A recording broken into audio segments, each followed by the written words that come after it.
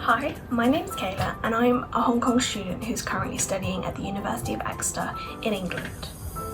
So today's video I thought would be really interesting on doing how I chose the university to go to and the process I went through to apply for it. So I was always interested in sport and have been since a young age, which made this a really easy choice when it came to choosing the course I'd like to pursue. Obviously, it's not always easy for everyone. My younger sister, who's currently about to go to university, had a little bit of a more difficult choice because she had a lot of interests and had to start narrowing them down.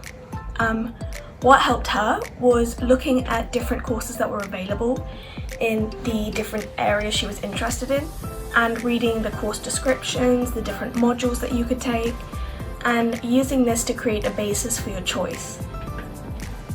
Then when it came to choosing university, once you've got your course sorted, it's then another big minefield to try and navigate because there's so many universities, whether it be in England or in the US, that could be an option for you. So I found university tables really helpful. These are tables that have been created based on the overall satisfaction marks, the student satisfaction, the student-to-teacher ratio, the amount of career opportunities postgraduate, and all of these play a factor into where these universities place within these guides. So I used ones from The Guardian and the Complete University Guide, and I'll put the names of them here so that if you wanted to, you can go and use them as a resource yourself. And I found these really helpful at looking where different universities placed, and I used this to help myself narrow down which ones I wanted to go to. You also have the option of choosing the course and then filtering all the universities by that, and it shows you the top universities for the area your course is within. Again, this is just really helpful to find out if some of the universities you've been looking at are one of the better ones to go to, or whether their student satisfaction is actually really high, so somewhere you may be more interested in going in compared to one you initially really wanted to go to but found out that the student satisfaction was actually a bit lower. I then used YouTube videos from the university or from students who are at the university and just got a bit of an experience as to how they were finding it. So whether it be university tours through there or a day in the life of a student there, I found these really helpful just to get a feel for what my daily routine would become at these different universities and whether there was one I found a little bit more exciting than another. There was also going on to each of the universities I was interested in. So I made a list of, I think it may have been about 8 universities that I was really interested in and ones that I felt I could get in with my grades. And then I went onto the the university website and went to the course I was interested in and read through the modules available.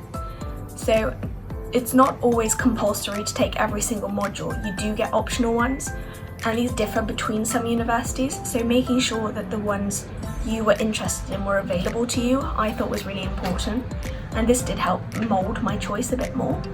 And also on some of these course links there are videos about the course and about students who've been on that course, so I also found that really helpful to get a bit more of a personal insight rather than just using the tables alone.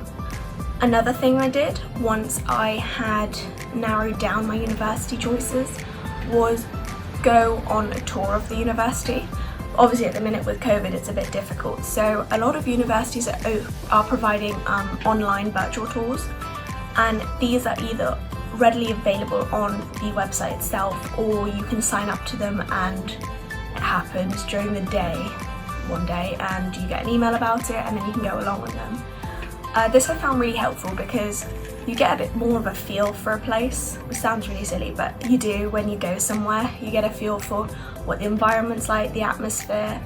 And when I came to Exeter on a tour, I just knew it was the place I wanted to go. So I think these are really important rather than just judging it all on stats and pictures you've seen. It's really important just to actually have a look around where you're going to spend the next couple years of your life, especially as an international student, because it's where you're going to be most of the time. So you want somewhere that's going to feel a little bit homely. As strange as it sounds, halfway across the world from Hong Kong itself, it's nice to find somewhere that you know you're going to have a good time, because you don't get to go home as often as everyone else. So trying to find somewhere that you're comfortable and think you're going to enjoy is really important. So applying to university, I applied through UCAS. It's a website where you're able to pick 5 options. These 5 options could be 5 different universities and the same course from each 5 of them, or it could be the same university and 5 different courses. So it's really a mix and match for whatever you want to do and whatever tailors to you. I then found that you got an offer, whether it be conditional or unconditional, based on your predicted grades, in around May time. And then when it came to getting your final results in June or July, that's when you're either offered the place and say congratulations, you got it, or you didn't get it. And this I found really helpful because it was all done pretty much for you. You just had to input information and you get email updates, and it will just keep you on top of things. And it also has the wonderful clearing process. So if you don't get in to your chosen university or your backup, then you are able to go through clearing, which is a process where universities who still have spaces on courses put them out, usually at a lower grade than they initially ask for, and you're able to apply for them if you haven't got into any of your other university places. So it's not always the be all end all if you don't get into the top 2 that you wanted to, because there are all these universities that do offer places in this July time that you're able to then go to in September. So another important step of applying to university is the personal statement. The personal statement is a document you write that basically says why you want to go to that university, how you think your prior education has prepared you for it, and how you can apply your current knowledge to the modules that are available to you, and how you can make the most of university at the university you've chosen.